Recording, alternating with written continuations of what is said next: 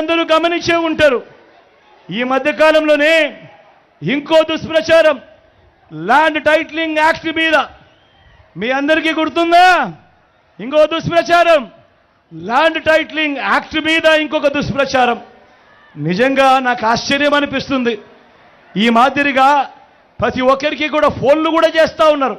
ఫోన్లు చేసి కాల్స్ చేసి దుర్మార్గమైన ప్రచారము అబద్ధాలతో చెప్తా ఉన్నారు.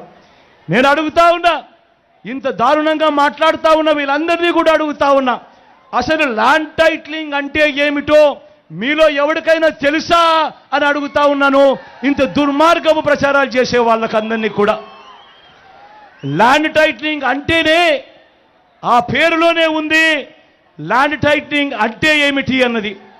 ల్యాండ్ టైటిలింగ్ అంటే ల్యాండ్ టైటిలింగ్ యాక్ట్కు అర్థం వారి భూముల మీద సంపూర్ణ హక్కులు రైతులకు భూ యజమానులకు ఎల్లవేళలా ఉండేట్టుగా ఒక చట్టం చేయడమే, ఒక యాక్ట్ తీసుకొని రావడమే దాని అర్థము అని చెప్పి తెలియని ఈ మూర్ఖులకు ఈ సందర్భంగా తెలియజేస్తా ఉన్నా.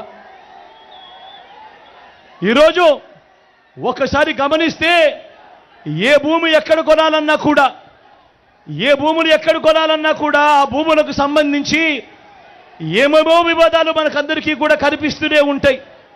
భూములు కొనాలనంటే ఈరోజు భూములు అమ్మాలనే వాడికి, భూములు కొనుక్కునే వాడికి కూడా ఈరోజు ఒక తెలియని భయం ఉంది.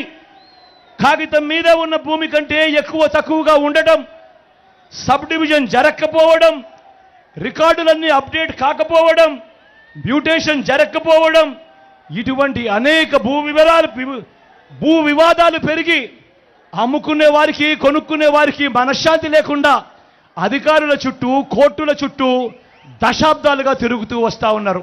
మీ బిడ్డ తీసుకొచ్చిన సంస్కరణ ఏమిటో తెలుసా? ఇటువంటి వివాదాలకు తావు ఉండకూడదు. ప్రతి ఒక్కరికి కూడా వాళ్ళ భూముల మీద సంపూర్ణ హక్కులు ఉండాలి.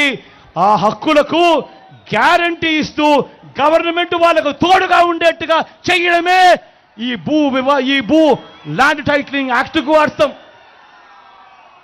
ఇలా